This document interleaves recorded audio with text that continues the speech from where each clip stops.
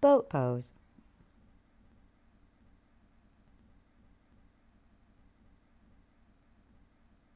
Sit down with knees close to your chest and feet on the floor. Keeping your body close to vertical, hold behind your knees and lift your feet to bring shins parallel to the ground. Release your hands and stretch arms straight forward. Lean back slightly as you stretch your legs straight. Keep your chest open and shoulders back rather than rounded forward. Practice keeping your body and thighs closer to vertical by keeping knees bent.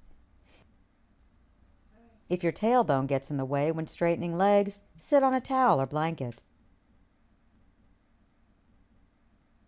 This pose benefits the body by building strength in the abdominal area and in the tops of upper thighs,